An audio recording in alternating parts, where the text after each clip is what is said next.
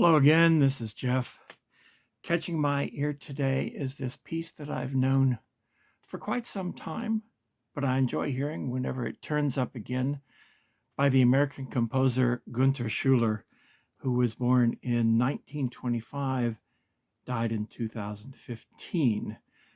This is a piece from 1959 called Seven Studies on Themes of Paul Klee, one movement of that. This is maybe his homage to Mussorgsky. It has a very similar idea of Mussorgsky's pictures and exhibition. There are seven small paintings, works by 19th century, early 20th century artist Paul Klee uh, that he found inspiring and wrote music for. Gunther Schuller we've mentioned once before, I'm sure, because we were talking about the early 60s and his idea of third stream composing, which was the idea for a movement that would blend classical music traditions with jazz music traditions. It never became much of a school as such that people followed, but he was one of many American composers and composers around the world who were inspired by jazz and incorporated jazz elements, used jazz traditions as well as classical traditions, and blended them.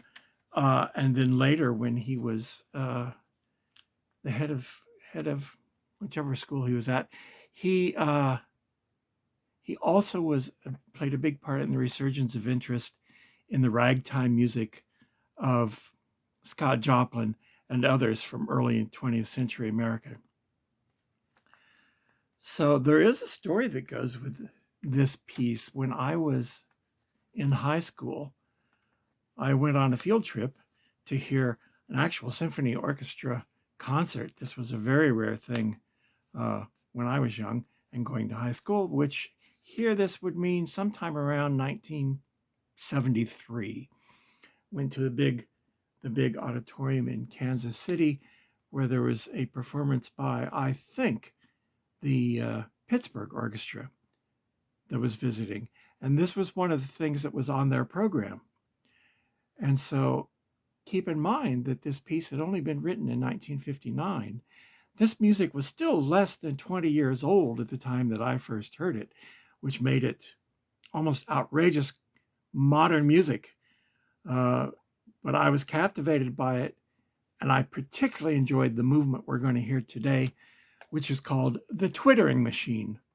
It's inspired by a small painting of clay with a blue background. You can look this up. That seems to illustrate a sort of little rod that has a kind of crank handle on which there are little mechanical birds in various poses of screeching, screaming, or twittering.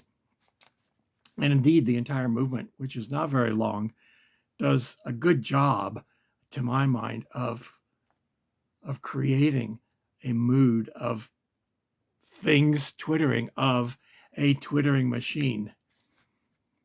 And that just makes it fun.